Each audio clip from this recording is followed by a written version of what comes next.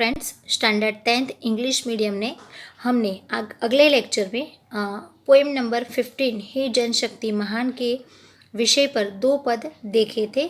आज हम तीसरे और चौथे पद को देखेंगे कि कवि आगे हमें जागरूक करने के लिए क्या कहते हैं। पहले 2 पदों के अंदर सुंदर बात उन्होंने की है, जिनमें गौरवशाली बात की है कि हम जो जनशक्ति है या हमारी जो जनता है वो अत्यंत गौरवशाली है। उसके साथ साथ हमें धरती पर स्वर्ग प्राप्त करना है, स्वर्ग जैसी सुविधाएं प्राप्त करनी है, और दूसरे पद में असंतोष की बात की थी। तीसरे पद के अंदर हम देखें तो इस प्रकार दिया गया है कि हम श्रम का वंदन करते हैं, मेघ का गायन करते हैं, हम मानव का निर्माण अमर लख कर सुख गर्जन करते हैं, हे जीवन अभिमान जागो और जगाओ। यहाँ श्रम का वंदन करने की बात और मेघा यानी कि बुद्धि का गायन करने की बात कवि ने कही है। कवि कहते हैं कि हमारे लिए परिश्रम महत्वपूर्ण है। क्यों? श्रम मानी महत्व, परिश्रम जो महत्वपूर्ण किस लिए है? क्योंकि हम उन्हें वंदना मानते हैं, उसका वंदन करते हैं, अर्थात मेहनत करके जो मजदूर किसान हमारे लिए वंदनीय है, करने वाले मेहनत जो करते हैं। क्योंकि हर एक चीज़ हम पैसे से खरीदते हैं, पैसा है इसलिए चीज़ खरीदते हैं, लेकिन अगर कोई चीज़ हमें लेनी है, वो चीज़ ही अगर हमें न मिले तो हम उस पैसे का क्या करेंगे। तो एग्जाम्पल के लिए हम समझ जाएं किसान को कि किसान अगर अन्न नहीं पकाएगा, हमारे पास बहुत सारे पैसे होंगे लेकिन वो अन्न ही नहीं मिलेगा, तो हम वो पैसे को क्या करेंगे। अर्थात हम जो परिश्रम करते हैं जो महत्वपूर्ण है उसकी वंदना करनी चाहिए, और हर एक इंसान जो परिश्रम करता है वो भी हमारे लिए वंदनीय है। उसी तरह मेघा का गायन करते हैं, यानी कि हम बुद्धि का भी सम्मान करते हैं। बौद्धिक वर्ग भी हमारे लिए बहुत ही महत्वपूर्ण है। समाज में हम देखते हैं कि सबसे निम्न काम करने वाला जो इंसान होता है उसकी इज्जत नहीं की जाती, और सबसे ज़्यादा ऊपर जो व्यक्ति होता है, जो ज़्यादा सत्ता को संभालता है, उस व्यक्ति को हम हमेशा बड़ा और बहुत ही रिस्पेक्ट सम्मान देते हैं। लेकिन बिल्कुल गलत बात है। समाज में हर एक इंसान की वैल्यू होनी चाहिए, चाहे वो निम्न कक्षा का आदमी काम करने वाला हो या सबसे ऊपर। यानी कि बुद्धि का भी गायन करना है कि बौद्धिक दृष्टि से या बौद्धिक वर्ग के कारण वो काम कर रहा है, वो भी हमारे लिए बहुत ही महत्वपूर्ण है। एग्जाम्पल के लिए हम सोच लें कि स्कूल में टीचर्स हैं, स्टूडेंट है, सब फैसिलिटी है, लेकिन अगर प्यून नहीं है तो हम क्या करेंगे।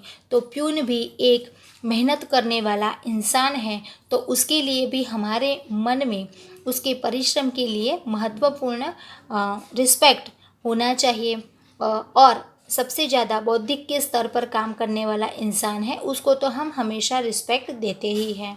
इसके आगे हम मानव का निर्माण अमर लख कर सुख गर्जन करते हैं, अर्थात हमेशा हम उनका गुणगान तो करते हैं लेकिन सब लोगों के लिए सुख चैन की गर्जना करते हैं। हे जनशक्ति, हमें तुम पर गर्व है, यानी कि हमेशा दूसरों के लिए भी सुख चैन की बातें हमें करनी चाहिए। सुख गर्जन यानी कि उनके लिए भी प्रार्थना करनी चाहिए, लेकिन हम क्या करते हैं, हमेशा हमारे लिए ही प्रार्थना करते हैं, हमारे लिए ही सोचते हैं।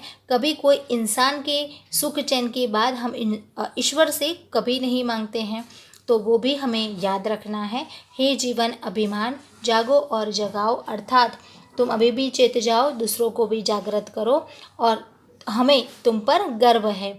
गर्व है माने कि निम्न व्यक्तियों पर और उच्च व्यक्तियों पर। निम्न यानी कि हम सबसे ज़्यादा नीचा काम करने वाले हैं, उसके लिए भी हमें गर्व करना चाहिए। अगर वो समाज में न होते तो शायद हम उनके बिना कभी भी नहीं चला पाते। तो हमारे लिए सब वंदनीय है, उनके प्रति हमारे मन में गर्व होना चाहिए।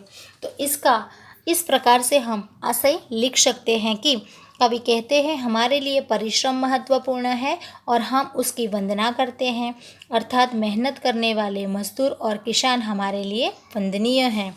इसी तरह हम बुद्धि का भी सम्मान करते हैं, अर्थात बौद्धिक वर्ग भी हमारे लिए बहुत महत्वपूर्ण है। हम उनका गुणगान करते हैं और सब लोगों के लिए सुख चैन की गर्जना भी करते हैं। हे जनशक्ति, हमें तुम पर गर्व है, तुम चेतो और दूसरों को भी जागरूक करो। नंबर 4, लास्ट पद के अंदर कवि के द्वारा बताया गया है कि हम हैं नवयुग के अग्रदूत, हम काल जलधि नाविक अभूत, हम शाम्य दीप के नव प्रकाश, हम विजयोन्मादी कांति पूत, हे प्रदीप्त गतिमान जागो और जगाओ। पूत माने कि पुत्र, विजयोन्मादी माने कि जो विजय प्राप्त करके गए हैं वो लोग। अर्थात यहाँ इस पद में कवि ने कहा है कि हम नवयुग के अग्रदूत यानी कि नए जमाने के अग्रणी जन हैं। आगे यानी कि हर एक पीढ़ी में थोड़ी कंपटीशन रहती है। 10 साल पुराना व्यक्ति और अभी जन्मा व्यक्ति में बहुत सारा फर्क होता है। यानी कि नए जमाने के अग्रणी जन हमें कवि ने माने हैं, जो समय रूपी सागर में के असाधारण नाविक है। असाधारण माने कि उसकी तुलना कभी भी नहीं की जाती। जल्दी माने कि सागर और काल मानी समय रूपी सागर। हमेशा जो असाधारण नाविक है किसी भी समुद्र के अंदर वो उसे डूबने का डर नहीं है और दूसरों को डुबाने का, उसके साथ जाने वाले व्यक्ति को डूबने का भी भय नहीं होता। हम साम्य दीप के नव प्रकाश यानी कि साम्य मानी समानता का प्रकाश फैलाने वाले दीपक की ज्योति से निकलने वाले नए प्रकाश की भांति है। यानी कि उस प्रकाश के साथ हमें कंपेयर किया गया है कि हम समानता का जो प्रकाश निकलता है उसमें फैलाने वाले जो दीपक है, दीप मानी दीपक है, उसकी ज्योति से जो प्रकाश है उसकी भांति, उसके जैसे है, भांति मानी उसके जैसे प्रकाशमय हैं। हम क्रांति करने वाले ऐसे सपूत हैं। क्रांति करने वाले सपूत माने कि हमारे देश में देखा जाए तो बहुत सारे ऐसे सपूत होके गए जो हमेशा अपने देश के लिए जिए, हमारे देश के लिए ही अपना जीवन न्यौछावर करके गए। तब जाके हमें उस क्रांति में सफल हुए और सफलता के बाद आज हम इतनी आज़ादी से जी रहे हैं। अगर जो हमारे देश में इतने सारे लोगों ने देश के प्रति जीवन व्यतीत नहीं किया होता तो आज भी हम किसी की गुलामी के नीचे जीते होंगे। हे प्रदीप्त गतिमान यानी कि प्रदीप्त जनशक्ति, हमेशा गतिमान रहकर तुम स्वयं भी जागो और दूसरों को भी जागरूक करो। यानी कि खुद भी जागना है, दूसरों को भी जगाना है। इसका सारांश हम इस प्रकार लिख सकते हैं कि कवि कहते हैं कि हम नए जमाने के अग्रणी जन हैं, आगे रहने वाले इंसान हैं। हम समय रूपी सागर में असाधारण नाविक है। हम समानता का प्रकाश फैलाने वाले दीपक की ज्योति से निकले गए प्रकाश की भांति उसके जैसे हैं। हम क्रांति करने वाले ऐसे सपूत हैं जिस पर विजय प्राप्त करने की शनक लगी हुई है। हालांकि पहले के समय में देखा जाए तो बहुत सारे लोग ऐसे थे जो आप काव्य में या चैप्टर में भी नाम सुना होगा कि बहुत नहीं पढ़े लिखे थे या पढ़े लिखे थे, लेकिन उनको अच्छी गवर्नमेंट जॉब मिलने पर भी अपने देश के लिए वो सारा सुख उन्होंने प्राप्त नहीं किया, न्योछावर कर दिया, क्योंकि उनके अंदर विजय प्राप्त करने की शनक लगी हुई थी। और हे गतिमान और प्रदीप्त जनशक्ति, तुम स्वयं जागो और दूसरों को भी जागरूक करो। अर्थात इस काव्य के अंदर हमें जागने की और जगाने की बात की गई है। यानी कि 3 और 4 नंबर का जो पद है वो उसका सारांश आप अपनी नोटबुक में लिख लीजिए।